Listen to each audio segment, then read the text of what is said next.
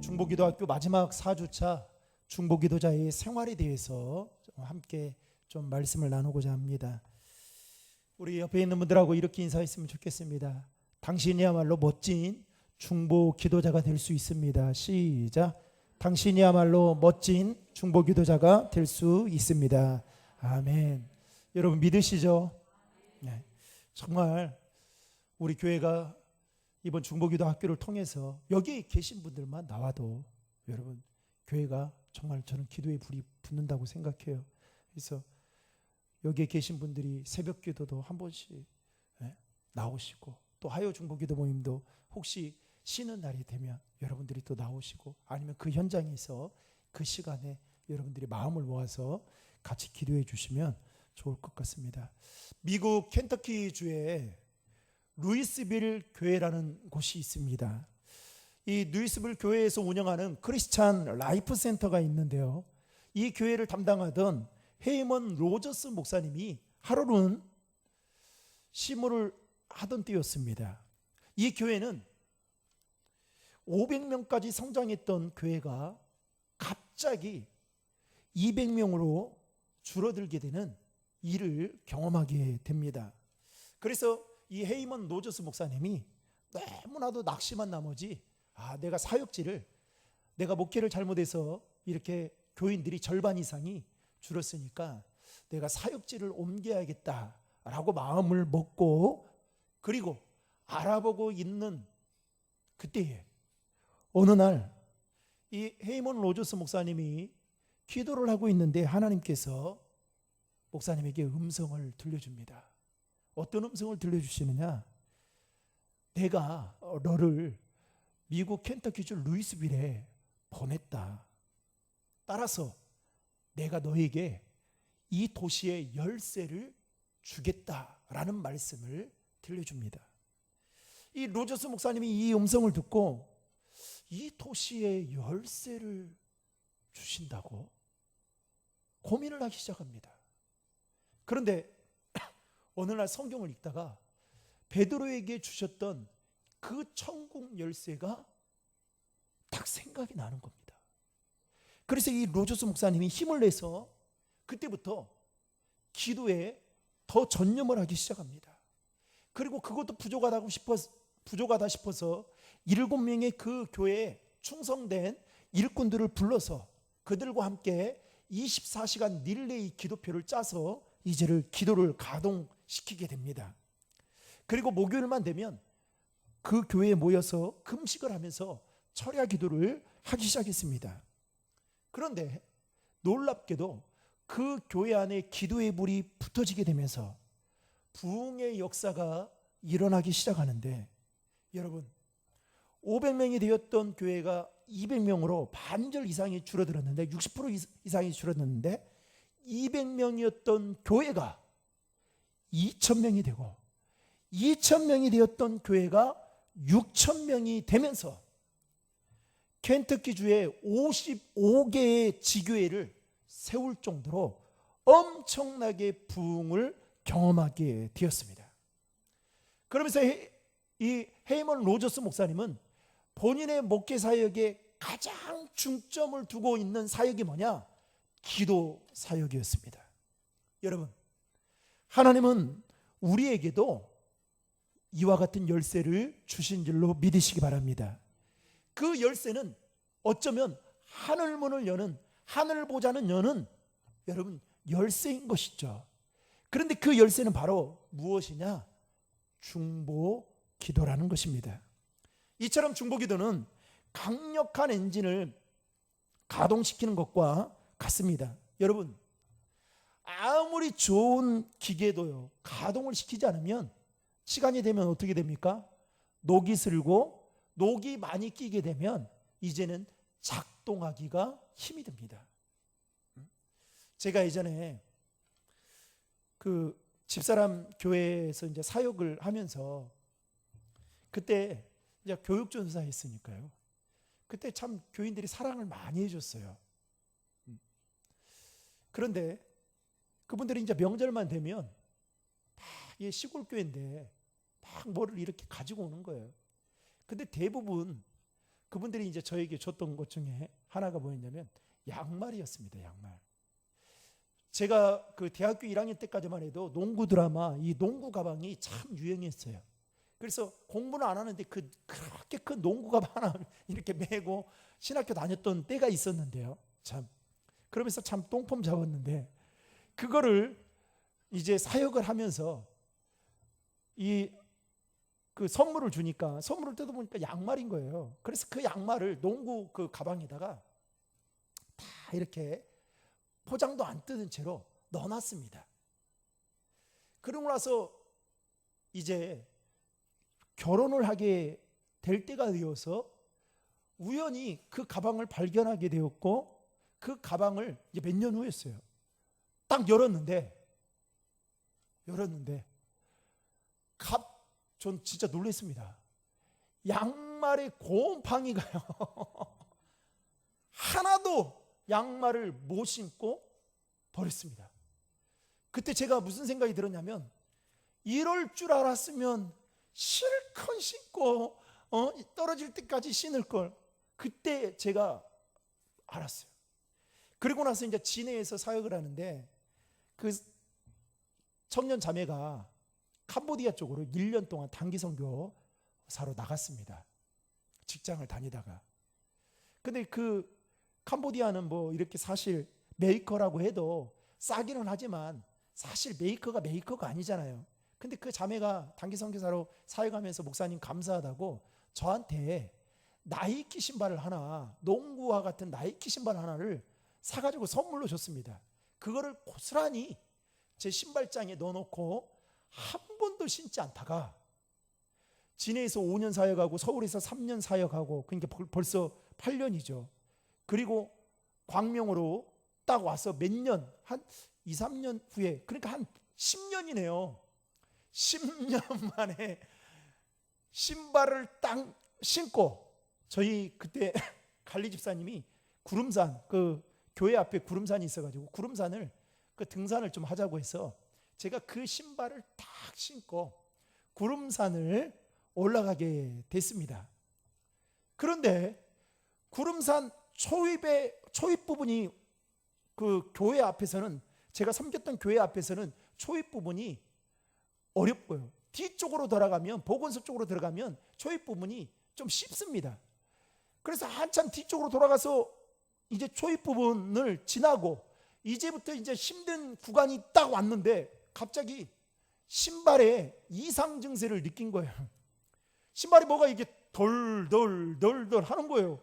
그래서 이게 뭔가 싶어가지고 신발을 보니까 신발 밑창이 떨어져가지고 걸어갈 수가 없는 상황이었습니다. 그래서 제가 아니 이거 신발 나 오늘 처음 신은 건데 이 신발 이렇게 되면 어떻게 해?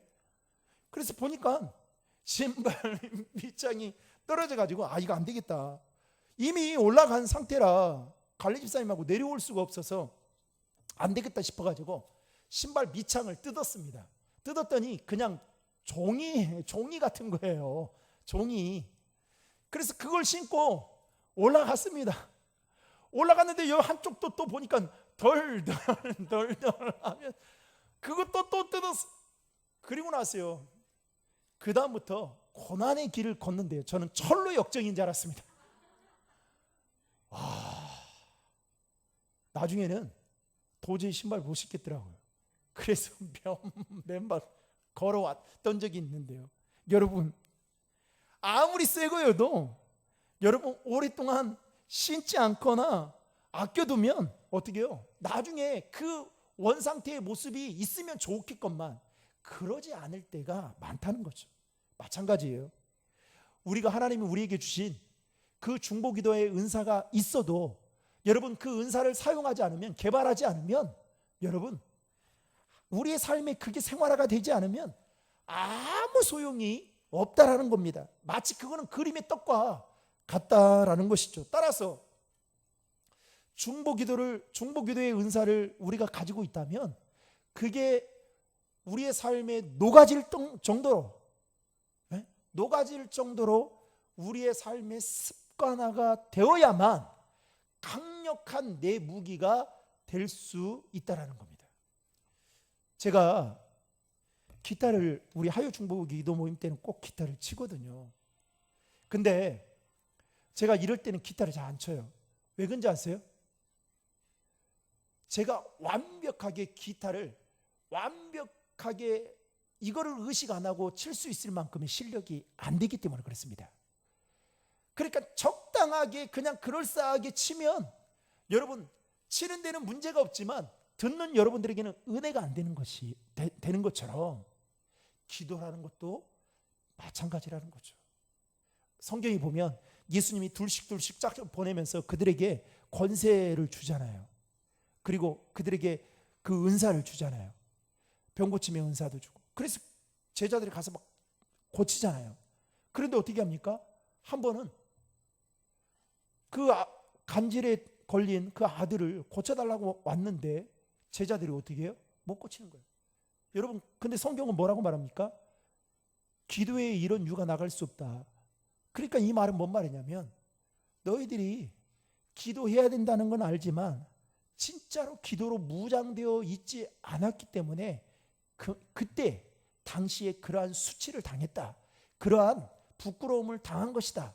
라는 의미로 이 말씀을 하시는 거거든요. 마찬가지예요. 여러분, 기도해야 된다는 걸 모르는 사람이 어디 있습니까? 예배를 드려야 된다는 거, 주일 성수를 해야 된다는 거 모르는 사람이 어디 있습니까? 하나님 앞에 예물을 드려야 된다는 거 모르는 사람이 어디 있습니까? 근데 문제는 뭐예요? 아는데도 안 한다는 사실이죠. 왜요? 생활화가 안 됐기 때문에. 그래서 여러분 이게 중요한 겁니다. 중요한 거예요. 옛날에 뭐 김유신이 그랬다 하잖아요. 김유신이 그렇게 젊을 때 그 주막에 가서 술 그렇게 먹었다 하잖아요. 그러니까 이제 어느 정도까지 먹었냐면 말이 그 김유신이 주막에 간다는 걸 알고 갈 정도로 그냥 혼자서 말이 그 주막까지 갈 정도로 김유신이 그렇게 술을 많이 먹었다 하잖아요. 근데 어느 날 이건 내 먹지 않아야겠다 생각을 하고 다른 데로 가는데 눈 뜨고 보니까 자기가 주막에 와 있더라는 거예요. 그래서 어떻게 합니까? 그 말을 그냥 칼로 못 베었다라는 이야기가 있잖아요. 이게 여러분 습관이라는 게 정말 무서운 겁니다. 그러나 무서운 거지만 습관이라는 게 좋은 습관을 가지고 있으면 그게 우리의 삶에 엄청난 무기가 될 수 있다라는 거죠. 자, 사도행전 1장에 보면 이 부활하신 예수님께서 하늘로 승천하시면서 뭐라고 말씀하시냐면 너희가 예루살렘을 떠나지 말고 내게 들은 바 아버지께서 약속하신 것을 기다리라 라고 말씀합니다. 그래서 마가의 다락방에 120명의 성도들이 모여서 기도를 하게 되죠. 그때 급하고 강한 바람과 같은 성령의 역사가 나타나게 되면서 그들이 성령 충만을 받고 방언의 은사도 받게 되면서 여러분 어떤 일이 벌어지느냐? 교회 하나가 생기게 됩니다. 그게 바로 초대 교회였죠. 그리고 나서 사도들을 통해서 복음이 유대인들에게 전파가 되고 급기야 사도행전 10장에 가서는 그 복음이 이방인 가정에 처음으로 전파가 되는데 그리고 그 이방인 가정에 복음이 전파되면서 세례를 받고 그 이방인 가정에 구원의 문이 열리게 되는데 그 사람이 누구냐? 오늘 우리가 본문을 읽었던 주인공인 누굴까요? 고넬료 가정이었습니다. 사도행전 10장에 보면 고넬료와 베드로가 두 사람이 나오는데 우리가 잘 알다시피 고넬료는 이달리아 군대의 백부장이었습니다. 소위 말하면 100명의 부하를 거느리는 그야말로 좀 상관직에 속한 사람이었죠. 반대로 베드로는 어떤 사람이었습니까? 예수님의 제자 이전에 어부였던 삶을 살았던 자였죠. 이 두 사람은 출신도 다르고 인종도 다르고 삶의 모습이나 방식 모든 것이 다 달랐습니다. 그런데 이들에게 베드로와 고넬료에게 한 가지 공통된 점이 하나 있었습니다. 그것은 바로 이 두 사람은 기도하는 습관을 가진 사람들이었다라는 겁니다. 즉 기도가 이들의 삶의 생활화가 되었다라는 것입니다. 자, 그 중에서도 사도행전 10장에 보면 고넬료가 삶 속에서 보여준 모습들이 있는데요. 먼저 여러분들이 가지고 있는 유인물 첫 번째 보시면 고넬료의 두 가지 경건 지표가 있습니다. 여러분, 먼저 하나님을 향해서 고넬료는 어떤 마음이었었냐? 여러분 2절의 말씀을 다 함께 읽겠습니다. 시작. 그가 경건하여 온 지방과 더불어 하나님께 항상 기도하더니, 하나님을 향하여서는 고넬료는 어떤 마음이었냐? 온 집으로 더불어 하나님을 경외하고 항상 기도하는 사람이었다라는 겁니다. 여러분, 하나님을 경외한다라는 말은 무슨 말일까요? 쉬운 말로 하면 하나님을 잘 믿었던 사람이라고 표현할 수 있습니다. 다시 말하면 진실하게 열심히 하나님을 믿었던 사람이 바로 고넬료였다. 그리고 하나님을 경외하는 자였다라고 이야기를 하는 겁니다. 그러니까 고넬료는 대충 아니면 적당하게 하나님을 믿었던 사람이 아니라 마음과 뜻과 정성을 다해서 진실하게 하나님을 믿었던 믿음의 사람이었다라는 겁니다. 두 번째로, 고넬료는 사람을 향하여서는 백성을 많이 구제했다라는 겁니다. 2절 말씀에 보면 이렇게 말하고 있죠. 그가 경건하여 온 지방과 더불어 하나님을 경외하며, 그 다음에 뭐라고 말합니까? 백성을 많이 뭐예요? 구제하고 라고 말하고 있습니다. 여러분, 예수님께서 우리에게 주신 크고 큰 계명이 두 가지가 있죠. 하나는 뭡니까? 하나님을 사랑하는 것. 또 하나는요, 내 이웃을 내 몸과 같이 사랑하라. 그런데 고넬료는 이 두 가지의 계명, 하나님을 사랑하고 내 이웃을 내 몸과 같이 사랑하는 그 일을 무엇을 통해서 보여줬습니까? 구제하는 일을 통해서 나타내 보였던 그야말로 믿음의 사람이었다라는 겁니다. 여러분, 고넬료가 지금 이와 같은 사람이라고 했어요. 하나님을 경외하고 백성을 많이 구제하고, 그리고 하나님 앞에 기도하는데 그 앞에 뭐라고 적혀 있어요? 항상. 우리는 어떻게 해요? 때에 따라, 상황에 따라, 필요할 때만, 아쉬울 때만 기도하는데, 베드로는 항상, 그 고넬료는 항상 기도했다고 했어요. 그런데 여러분 한번 생각해 보세요.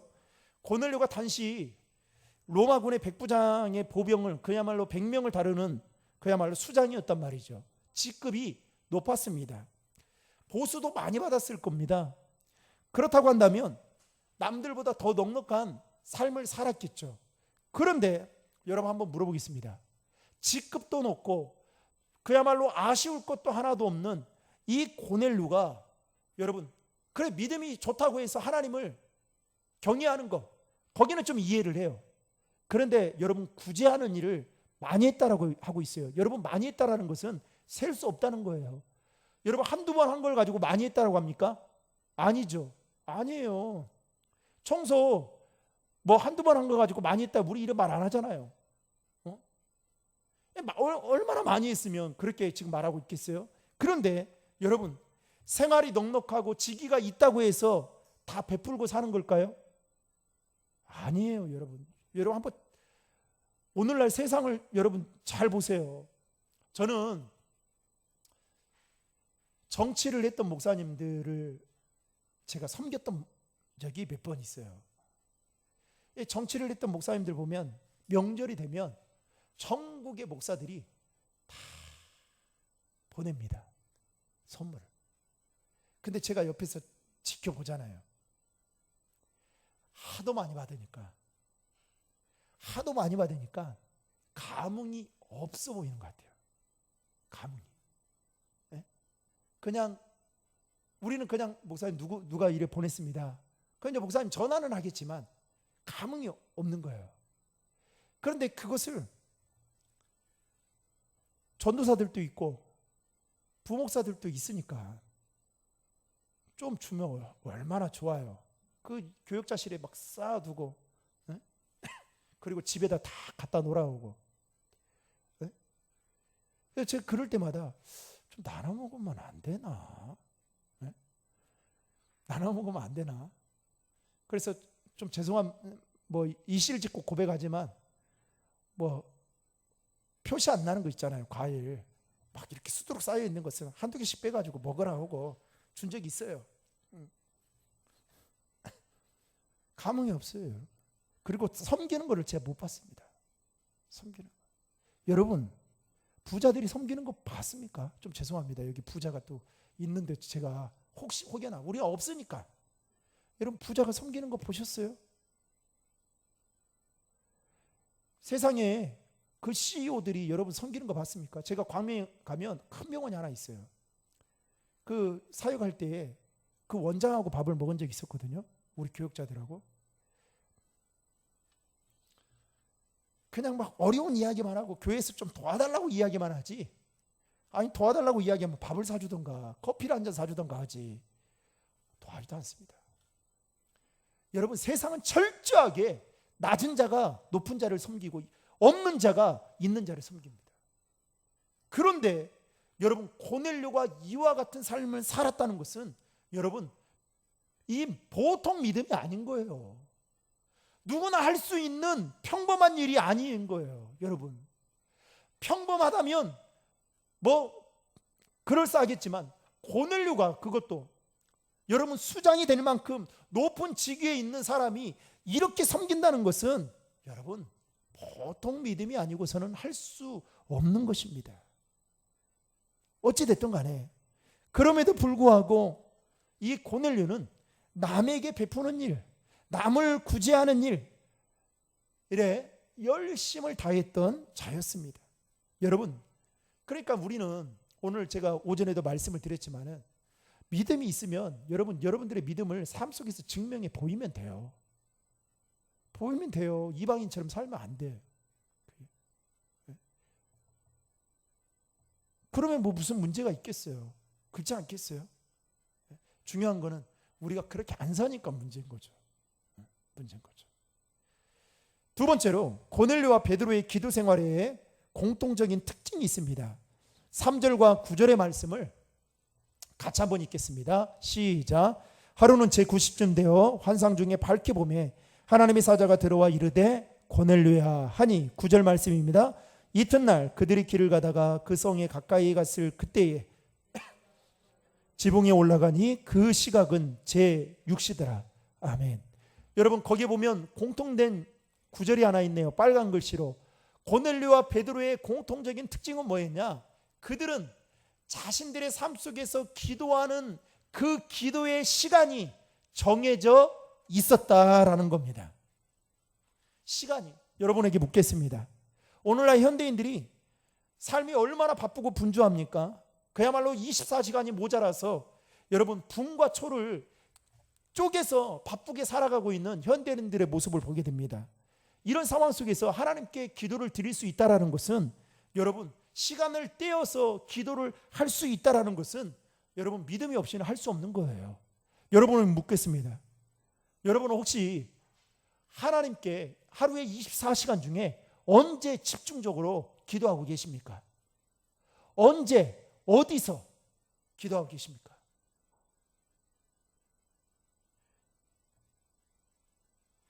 기도의 시간이 있어야 돼요. 오늘 이 고넬료와 베드로는 고넬료는 제9시라고 말하고 있고 베드로는 제6시라고 말하고 있습니다. 여러분 기도를 하는 사람들 보면 대부분 기도의 시간이 있고 기도에 자기만의 골방이 다 있습니다. 다 있어요. 내가 기도한다고 하는데 여러분 기도 시간을 안 정하잖아요. 그리고 기도할 장소를 안 정하면 여러분 얼마 못 가요. 정말 못 갑니다. 그래서 여러분 시간이라는 것은 그래요. 여러분 시간의 주인이 누굽니까? 여러분 인정하십니까? 하루에 24시간 중에 그래도 2시간 40분을 하나님 앞에 10분의 1로 드린다고 한다면 그 정도는 못 드려도 여러분 그래도 하나님께 기도하는 시간을 드려야 되겠죠. 그런데 여러분 내가 기도해야겠다라고 마음을 먹는 사람들은 가장 먼저 하는 일이 뭐냐면 기도의 시간을 정하는 겁니다. 그리고 장소를 정하는 거예요. 이게 중요한 거예요. 나이는 어리지만 신체적으로 완전히 성숙하지 못해가지고, 성숙해가지고 키가 엄청나게 큰 한 소년이 있었습니다. 그런데 키는 컸지만 이 마른 몸매에 볼품없는 그 옷매십 때문에 사람들로부터 항상 그 손가락질을 당했던 사람이 있었어요. 그런데 이 사람이 지나가면 다른 사람들이 막 다 수근수근 거리는 거예요. 옷을 저렇게 입었니? 뭐 외모는 왜 저러니? 머리는 왜 흐트러졌니? 하면서. 제가 아는 집사님 중에 한 분도 참 그 스카이대에 나와가지고 정말 그 가정에서 선교사를 엄청나게 많이 돕는데요. 이분은 옷 입는 거 별로 이렇게 중요하게 생각하지 않아요. 그게 가치라고 생각을 안 하니까. 그런데 이분이 교회에 오면 교인들이 다 이렇게 보는 눈빛이 그래요. 그런데 여러분, 놀라운 것은 그분이 스카이대에 나오고 어디 기업에 강의하러 다니고 그분이 그 새벽 예배를 빠지질 않습니다. 남자분인데 한 번도 빠져본 적 없어요. 대단하신 분이셔요. 그래서 그분하고 이야기하면 그때서야 놀라는 거예요. 사람들이. 사람은 이 겉하고 속하고 정말 다르구나. 근데 우리는 어때요? 다 겉으로 판단하죠. 그래서 사람들이 어떻게 해요? 다 거치장하는데 우리 내면에 신경 쓰기보다는 거치장하는데 신경을 많이 쓰잖아요. 그런데 이와 같은 사람이 있었어요. 그런데 이 사람은 남북전쟁을 이끌었던 미국의 16대 대통령이었던 누굽니까? 아브라함 링컨이었습니다. 이 링컨은 가난한 농부의 아들로 태어났어요. 초등학교도 제대로 다니지 못했던 사람이었습니다. 게다가 사교성도 부족했고요. 특별한 재능도 없었어요.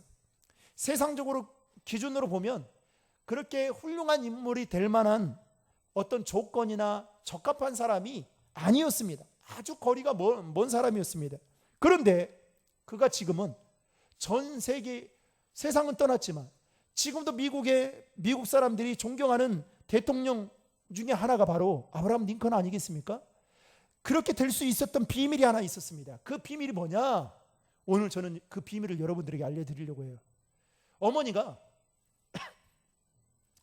그 가정 안에 먹고 살기가 힘드니까 먹고 살기 힘들 때 그 링컨을 데리고 항상 그 링컨이 살았던 그 주변이 그 산속 깊은 곳이었어요. 그래서 그 문제가 생길 때마다 어머니가 링컨 손을 붙잡고 산속 깊은 곳으로 가서, 아무도 보이지 않는 깊은 곳으로 가서 링컨을 놔두고 하나님 앞에 기도하기 시작합니다. 하나님, 오늘 또 우리 집에 빚쟁이들이 찾아와서 지금 이런 상황입니다. 하나님, 우리 아이가 오늘 또 누구에게 맞아가지고 이런 상황입니다. 그래요. 엄마가 그 손을 잡고 그 산속 깊이 가가지고 기도를 하기 시작하는 거예요. 몇 시간을 기도합니다. 그것을 다 어깨 너머로 링컨이 다 보게 된 거예요. 그리고 링컨이 이제 대통령이 되고 52번째 맞은 생일날 고향 사람들을 불러놓고 잔치를 벌이게 됩니다. 그러면서 사람들이 묻게 되는 거예요. 너 어떻게 네가 이렇게 그 전 세계에서 가장 땅덩어리가 큰 미국에서 대통령이 될 수 있었냐라고 물었더니 링컨이 이렇게 말했습니다. 여러분, 일찍이 워싱턴 대통령을 돌봐주셨던 하나님의 도우심이 제 인생 가운데도 없었으면 저는 성공하지 못했을 것입니다. 하나님께 기도할 때 우리는 실패하지 않습니다. 여러분에게 하나님의 은총이 임하시기 위해 저는 기도하겠습니다. 여러분도 저를 위해 중보기도 해 주십시오. 이렇게 말했다는 거예요. 결국 링컨이 자신이 인생이 이렇게 될 수 있었던 것은 그의 어머니가 어렸을 때부터 문제가 생길 때마다 그를 숲속으로 데려가서 기도하는 모습을 보여주었고, 그 모습을 링컨이 본받아 시간을 내어서 매일매일 기도하고 그것이 그의 삶의 생활화가 되어서 훌륭한 사람이 될 수 있었다라는 것을 그는 많은 사람들 앞에서 그렇게 간증했다라고 합니다.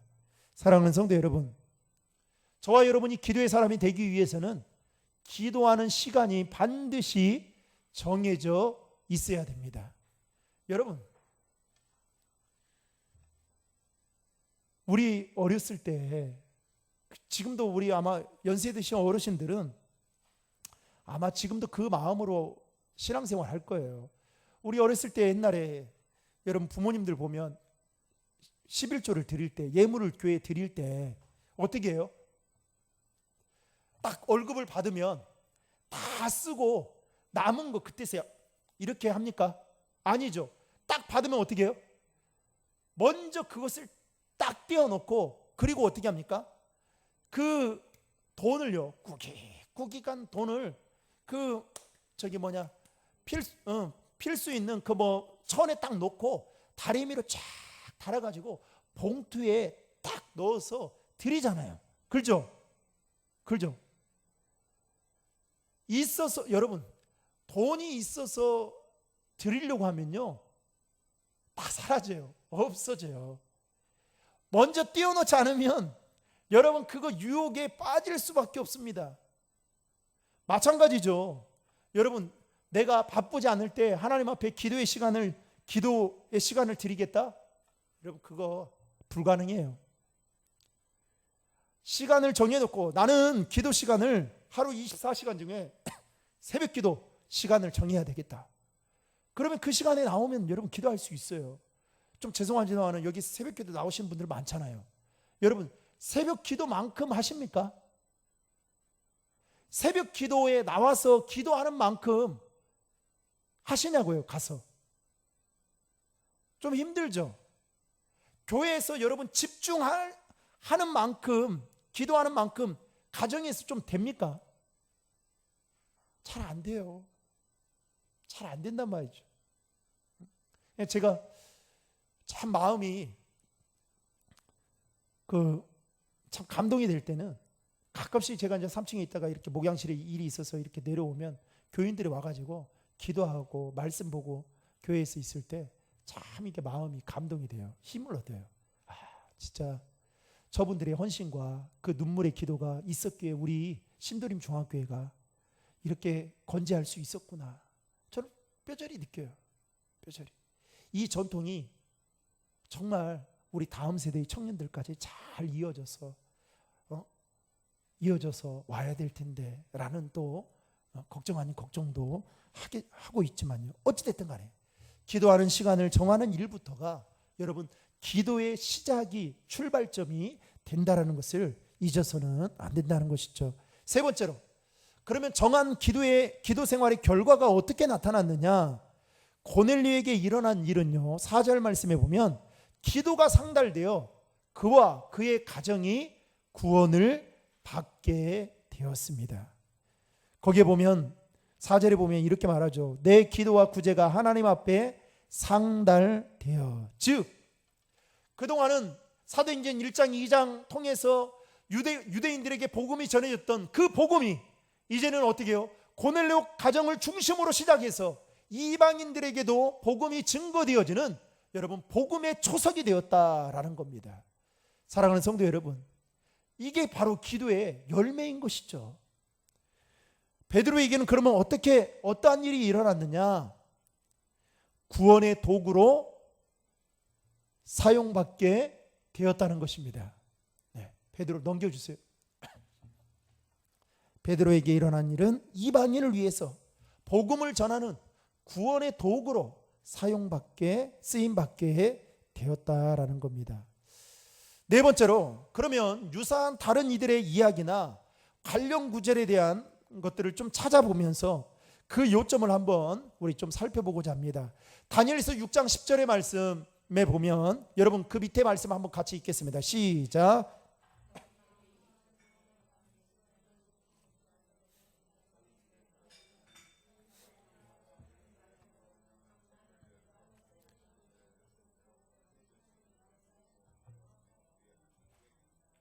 네, 다니엘이 바벨론의 포로로 잡혀가서 총리가 되는, 그야말로 이제 상류층에 속한 자가 되죠.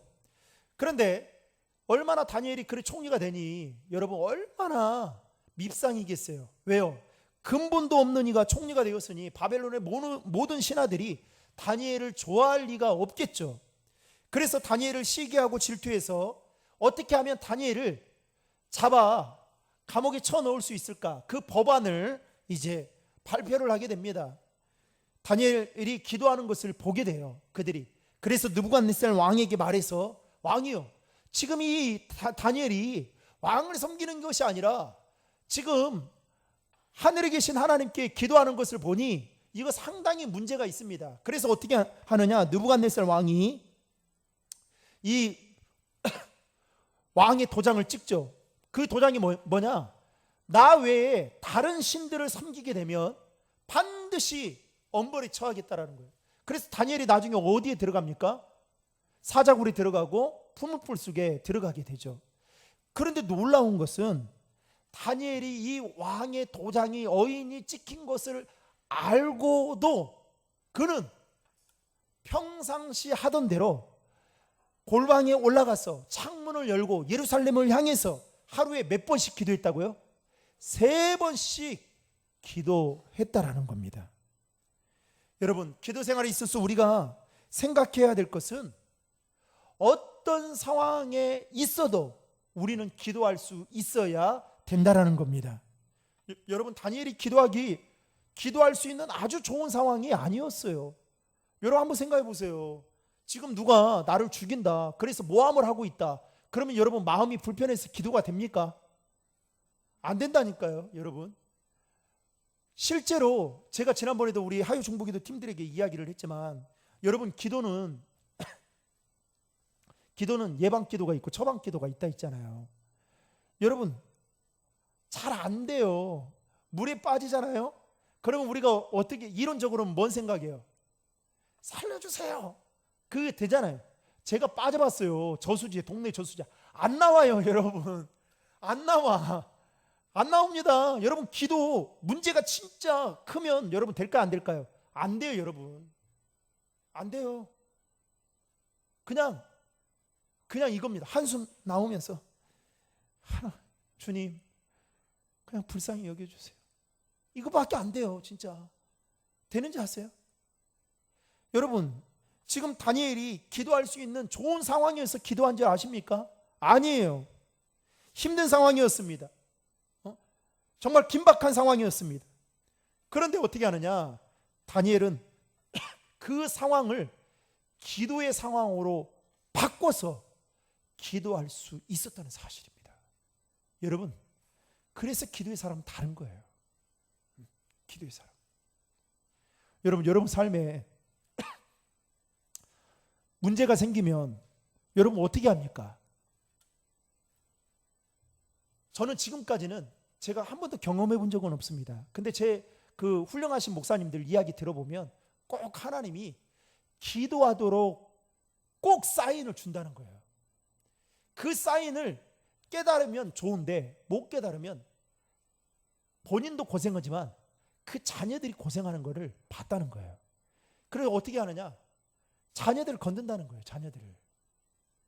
여러분 근데 꼭 잊지 마십시오. 하나님은 저와 여러분들의 인생이 잘 되기를 원하시는 분이에요. 아멘. 뭐 하나님이 건든다고 해서 여러분들 막 못돼, 그게 아니에요. 여러분 더 큰 예비하신 복을 주려고 여러분 그렇게 하나님 만들어가는 과정이에요. 근데 그 사인을 모르잖아요. 갑자기 어느 날 자식이 누구한테 맞고 와요. 아니면 갑자기 뭔 일이 생겨요.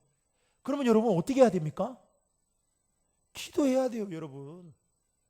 아니 나는 가만히 있는데 내 주변에서 나를 가지고 모함을 한다거나 아니면 나를 가지고 무슨 말을 한다. 여러분 그럼 기도해야 돼요. 제가 사역을 할 때 정말 기가 막힌 일이 있었어요.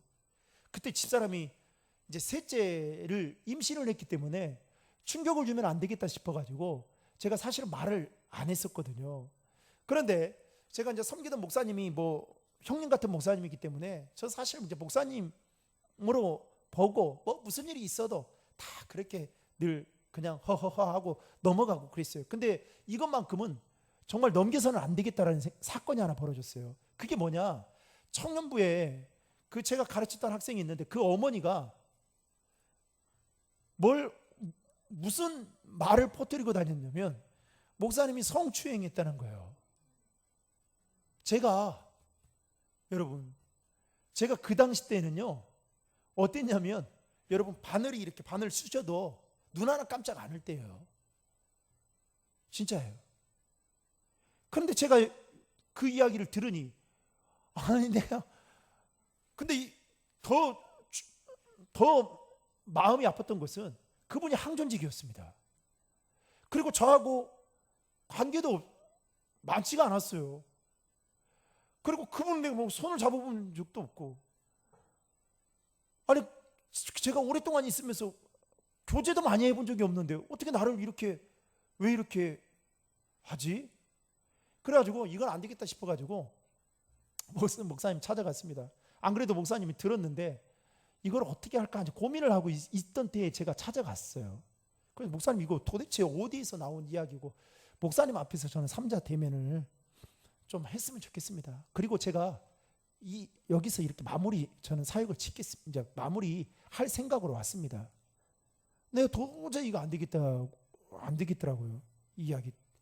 그래서 내가 이런 수치를 받으면서 이렇게 내가 할 바에는 사역을 안 하는 게 낫다 싶어서, 그랬더니 목사님이 그러지 말라는 거예요. 그래서 어떻게 했느냐, 그날 그 기도를 하려고 하는데요, 기도가 안 되는 거예요. 그리고요, 설교를 준비하는데, 청년들 설교를 준비하는데 설교가 안 되는 겁니다. 그게 계속 생각이 나는 거예요. 억울한 거예요. 아니 도대체 이게 뭔가 싶은 생각이 들고, 그런데 얼마만큼 버티렸냐면 교회 순진하다고 생각하시는 분들까지 다 버티린 거예요. 그래서 이거는 진짜 그래서 이거 너무너무 힘들다 그랬는데, 정말 하나님이, 나 이제 목사님한테 다 이야기하고 선임 장로님한테 찾아가서 이야기를 다 했죠. 대면해 줄 수 있으면 좋겠지만 저 이런 일이 한 번도 없습니다. 그런데 아무튼 제가 잘못했길래 했으니까 다른 그 말을 그렇게 이제 했겠죠. 그래서 그냥 제가 잘못했습니다 하고 그 모든 일들을 다 그냥 없던 걸로 했습니다. 그리고 다른 곳에 사역을 하는데 그 권사님을 만나게 된 거예요. 왜요? 그 청년들이 결혼을 하니까 제가 이제 초대를 받아서 가는데, 권사님 막 저보고 휙 웃고 막 그러는데 그 옛날 생각이 막 나는 거예요. 옛날 생각이. 그래서 막 그분이 막 그렇게 하시는 분은 아닌 것 같은데 왜 그렇게 말했을까라는 생각이 들면서, 그때 아무튼 몇 개월 동안을 정말 이 영적인 구르기 상태 있죠. 완전히 그냥 정말 밑바닥까지 내려갈 정도로 내가 진짜 목회를 해야 될까, 이 생각까지 들 정도의 마음이 들 때가 있었습니다. 그런데 여러분, 그런 상황에도 목사인데도 기도가 안 나와요. 기도가 안 나와요. 그때 깨달았습니다. 기도는 저축이구나. 기도는 하나님이 기도할 수 있는 마음을 주실 때 기도하는 게 중요하구나. 여러분, 그 기도 열심히 하셔야 돼요.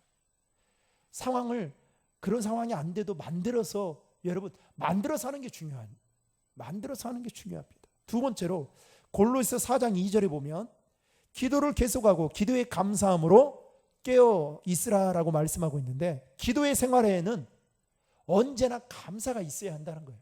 감사. 여러분, 그래서 기도하는데 늘 감사가 빠지면 안 됩니다. 빌립보서 4장 6절에는요, 염려와 근심은 기도를 막는 방해물이다라는 겁니다. 거기에 보면 여러분 뭐라고 말합니까? 염려하지 말고 그 앞에 뭐라고 적혀 있어요? 여러분 물어보겠습니다. 그냥 기도하는데 왜 어떤 것은 염려하고 어떤 것은 염려 안 하고 그러세요? 성경은 분명히 말했습니다. 아무것도. 네? 아무것도. nothing 있잖아요. 영어에 보면. 아무것도. 여러분 왜요? 하나님이 여러분들 구할 것을 다 알고 계셔요. 필요한 것들 다 알고 계셔요. 문제는 뭐냐? 염려하고 근심하는 그때에 기도하면 하나님이 일하신다라는 것이죠.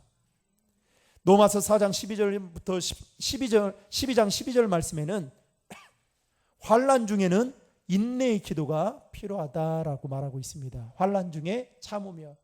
여러분, 기도가 노동이라고 했잖아요. 그래서 여러분 어떻게 해요?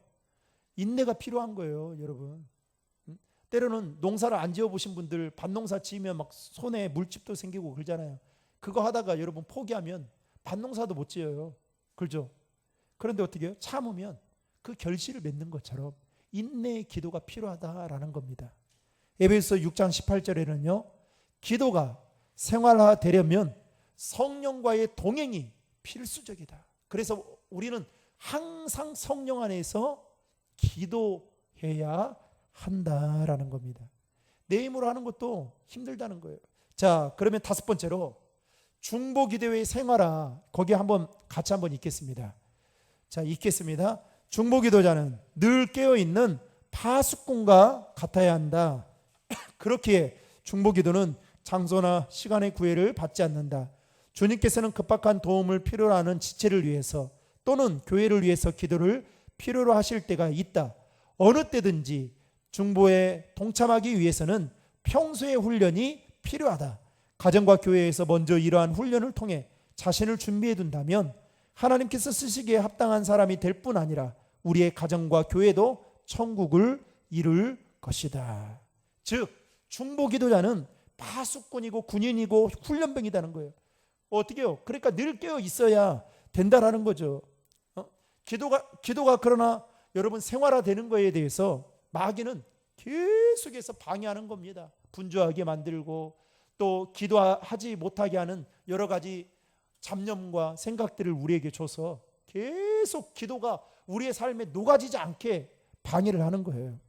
여섯 번째로, 그러면 중보기도의 생활화를 위한 실제 훈련입니다. 여러분, 교회에서는 기도회나 기도 모임이 많은 편입니다.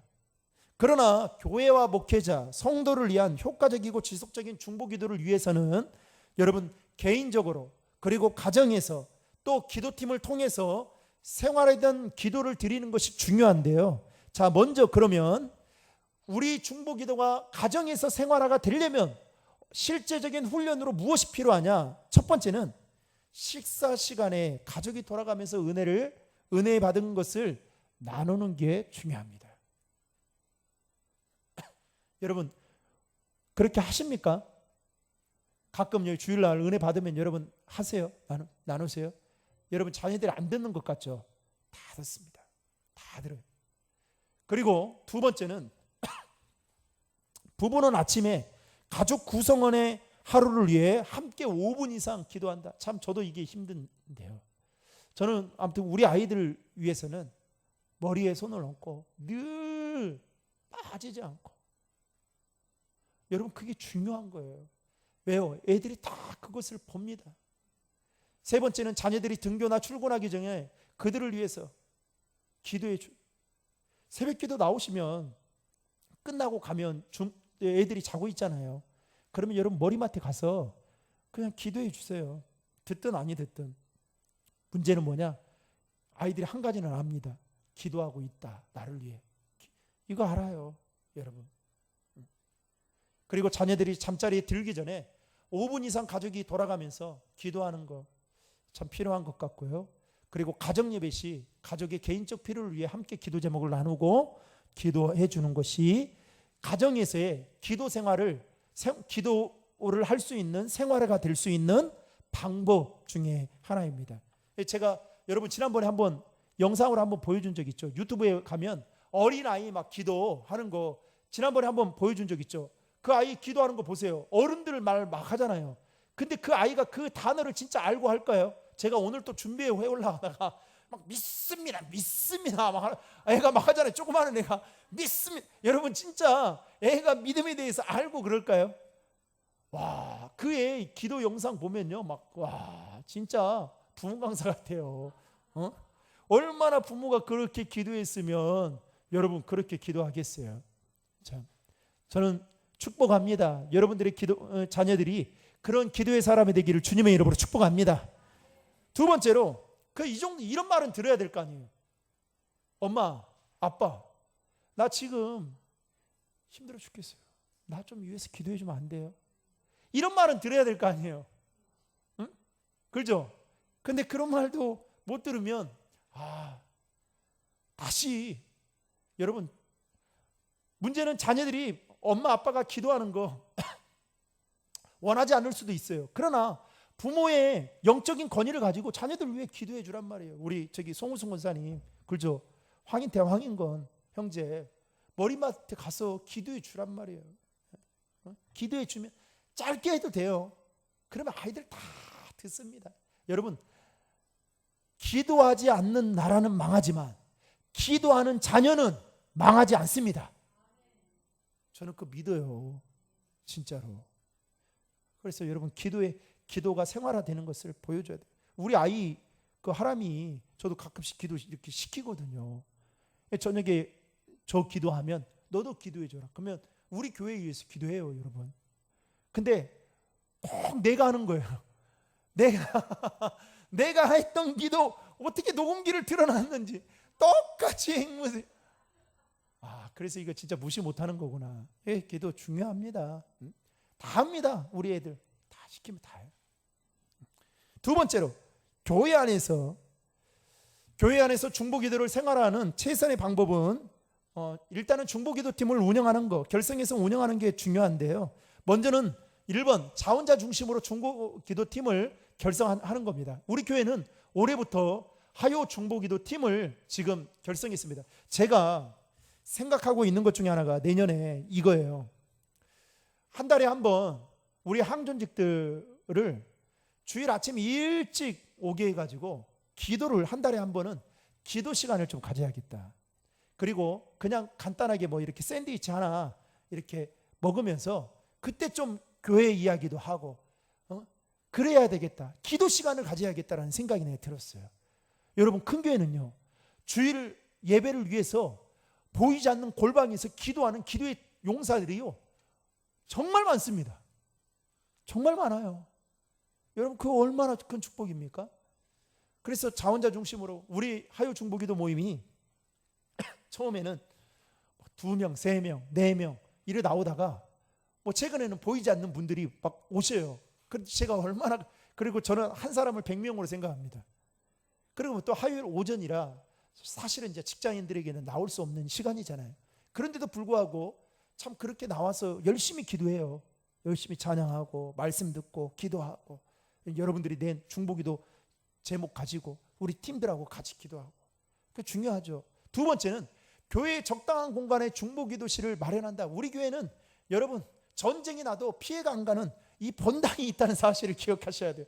얼마나 좋아요. 여기 재정부실 있잖아요. 여기는 여러분 아무도 모릅니다. 이런 다 기도할 수 있는 골방이죠. 그렇지 않아요?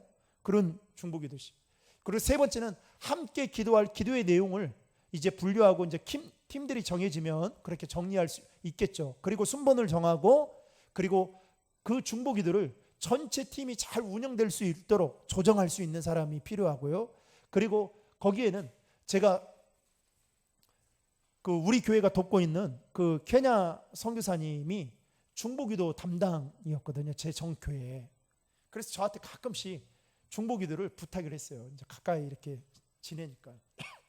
그런데 그 교회도 중보기도 하면 막 30-40명씩 평일에 이렇게 나옵니다. 그럼 같이 이렇게 기도하면요, 그분들이 끝나고 가면 얼굴이요 진짜 해같이 빛나요. 먹을 것 주지도 않는데 얼굴이 다 빛나 있어요. 왜 그런지 알았어요? 여러분, 그게 기도하는 사람이 누릴 수 있는 은혜예요.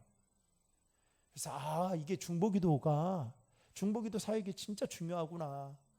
그래서 담당 교육자를 꼭 붙여서 그렇게 그 중보기도 팀들을 독려하고 격려하고 또 위로해주고 축하해주고, 그러면서 팀들을 잘 이끌어가는 거죠. 담당 교육자가 없으면 어떻게 되느냐? 잘못하다가 신비주의에 빠질 수 있어요.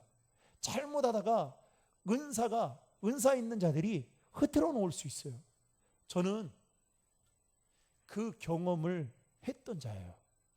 제가 사역을 할 때에 방언을 그 교회는 막 방언을 열심히 했던 교회였어요. 제가 가니까 방언을 안 하는 제가 와 진짜 완전 밑에 사람처럼 느껴질 정도였어요.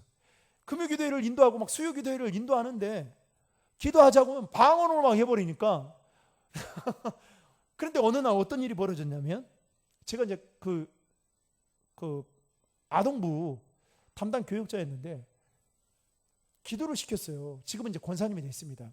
기도를 시켰는데 이 권사님이 평상시에 이제 기도 제목을 나누고 기도를 교사들하고 같이 예배를 위해서 기도하고 아이들을 위해서 기도하고 마무리 기도를 하잖아요. 그런데 갑자기 권사님이 방언 기도를 하는 거예요. 지금 선생님들 다 둘러싸인. 그런데 놀라운 것은 다른 사람들 다 아멘 하는데 저만 아멘 안 했습니다. 아니 다 알아듣는다는 말이겠죠. 다 아멘. 그래서 제가 끝나고 나서 이제 교사들 모여놓고 그때 기도하는 거 다 알아들었습니까? 했더니 아니요 그러는 거예요. 근데 어떻게 아멘 했습니까? 내가 그랬어요. 그러고 나서 너무 힘들었어요. 이 상황이 어떤 상황인가? 그런데 그 다음에 또 한 번의 사건이 한 번 벌어졌습니다. 금요기도에 기도를 하는데 이제 개인 기도하고 이제 저는 앉아서 무릎 꿇고 마이크를 잡고 기도 제목을 이제 나누는데 갑자기 뭐가 제 머리 위에 있는 거예요. 보니까 누가 내 머리를 제 전도사였는데 머리에 손을 얹고 기도를 하는 거예요. 제 머리에 성도가.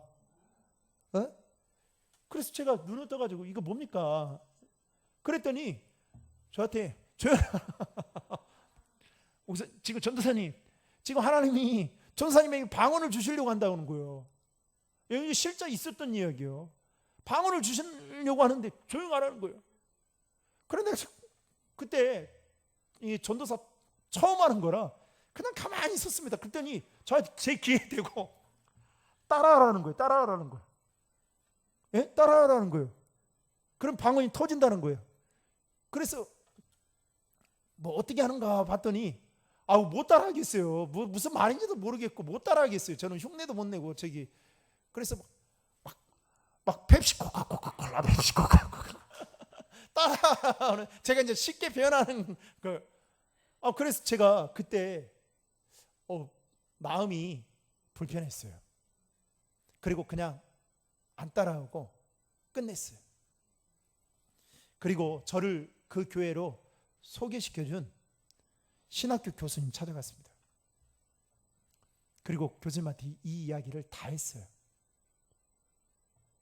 그리고 그랬더니 담임 목사님한테 이야기를 하라는 거예요. 담임 목사님한테 이야기를 했습니다. 그래가지고요. 그때 한동안 교회가 상당히 어려움에 빠졌어요. 근데 하나님이 은혜를 부어줬어요. 하나님 저에게도 그 사건을 통해서 하나님 저에게도 은사도 주시고 이 분별할 수 있는 지혜를 주셨어요. 그래서 어떻게 됐냐?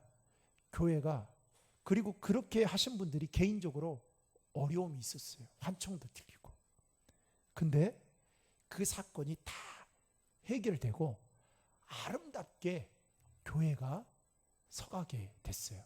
그리고 은사 받은 분들은 거기에 뭐 예언 은사 받은 분도 있고 막 그랬거든요. 그분들은 정말 교회의 질서를 세워가는 일에 아름답게 사용하게 됐어요. 여러분, 그래서 담당 교육자가 필요한 겁니다. 아무나 예언하고 아무나 통역해 준다고 여러분 하면 절대 가면 안 돼요. 여러분 기도하면 좀 죄송하지만 하나님이 여러분들에게 응답해 주셔요. 네? 주셔요. 저도 여러분들이 뭐 어떤 분은 막 찾아와가지고 방언하는데 목사님 이거 통역 좀 해주세요. 나 의원사 없단 말이에요. 없으면 없다고 말하지 내가 어떻게 그걸 통역해요. 성령을 해방하는 일을. 그렇지 않아요? 그렇다고 제가 그거를 이거 이상한데요. 이거 하지 마세요. 이럴 수도 없잖아요. 단지 기도할 뿐이죠. 정말 잘 다듬어져서 그것이 하나님 앞에 귀하게 쓰임받기를. 그래서 교회 안에서는 이게 담당 교육자가 신앙적인 균형을 위해서라도 필요하다라는 겁니다. 개인적으로 마지막 개인적으로 중보기도가 생활화되기 위해서는 늘 성령과 동행하고 또 기도를 취미로 여길 수 있는 반복 훈련이 필요한데요. 첫 번째는 기도 카드나 기도 노트를 만들어서 기도 제목을 기록해야 됩니다. 저는 제 핸드폰에 메모장이 있어요. 그 메모장에 녹음을 해가지고 여러분들이 가끔씩 이렇게 저한테 찾아오잖아요. 기도 제목을 나누면 제가 녹음을 해요. 그래서 그거를 다시 메모화 시킵니다. 이게 중요합니다, 여러분. 왜요? 사람은 다 이거 외울 수 없거든요. 그래서 기도 노트나 기도 카드를 가지고 기도 제목을 하는 게 중요한데요.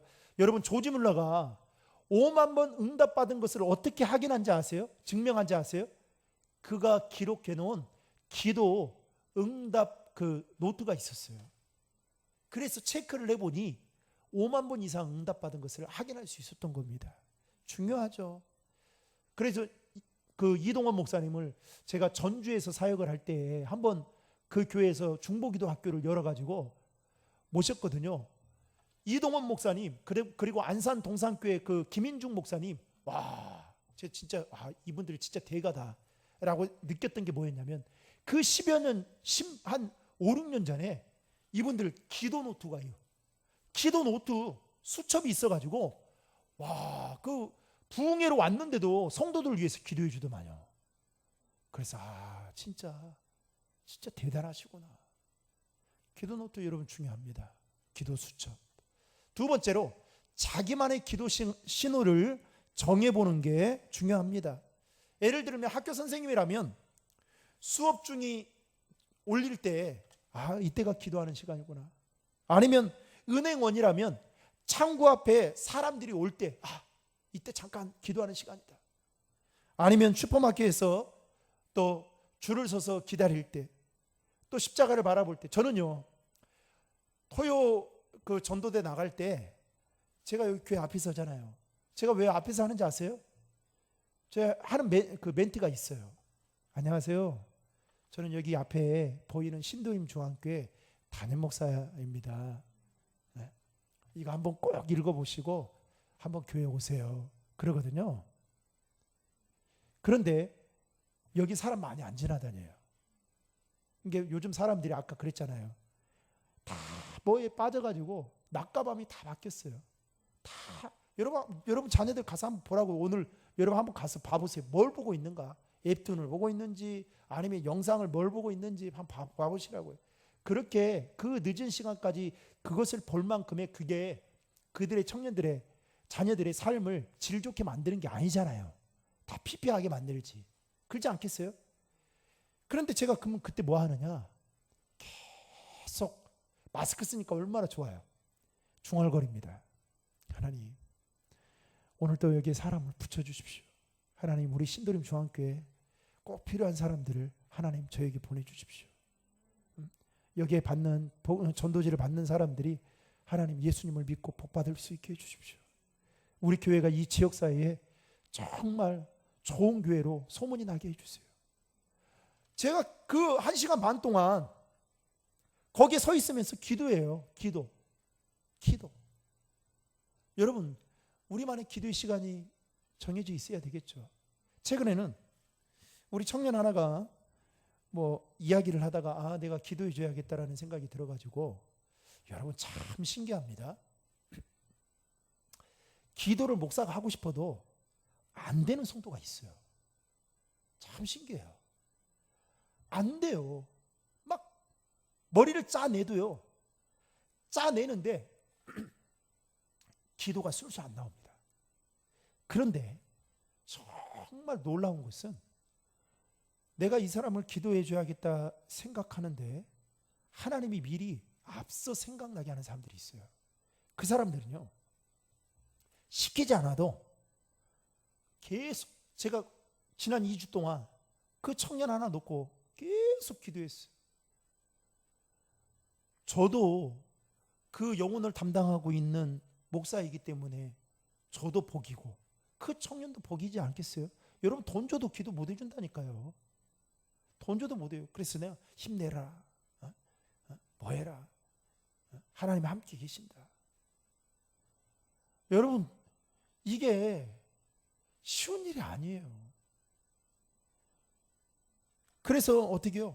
계속. 그래서 저는 십자가 바라보면 기도가 되고, 또 왔다 갔다 지나가면서 사람들 보이면 이제는 좀 뭐 제법 아는 사람들도 생기게 되고, 그런 게 다 기도의 신호라고 생각하고 정하고 기도하는 거죠. 세 번째는 자신이 주로 생활하는 공간에 기도 카드를, 여러분들이 기도하는 데 있으면 우리 기도 카드 있잖아요. 기도 카드를 딱 붙여놓고, 냉장고, 주부들은 냉장고, 그 전업주부들은 음식을 많이 만드니까 냉장고 앞에 붙여놓고, 아니면 거기 있잖아요, 그 가스레인지 위에 그거 좀 붙여놓고, 그렇게 기도, 여러분들이 항상 뭐 직장인은 내가 사무실에 붙여놓고 기도하는 게 중요하겠죠. 그리고 기도의 필요성이 느껴질 때 더 기도하는 게 필요하고요. 또 기도 제목이 해결될 때까지 개인적으로 기도하는 것이야말로 우리의 삶의 생활화가 될 수 있다라는 겁니다. 결론적으로 말씀을 맺으면, 우리의 삶에 중보기도가 생활화되기 위해서는 우리가 해야 될 일은 내가 기도해야 될 곳이 어디인지 정하고, 언제 어디서 얼마 동안 어떤 제목을 가지고 기도를 할지를 여러분 정하고 성령님께 간구하는 것으로부터 여러분 중보기도는 시작이 된다라는 것입니다.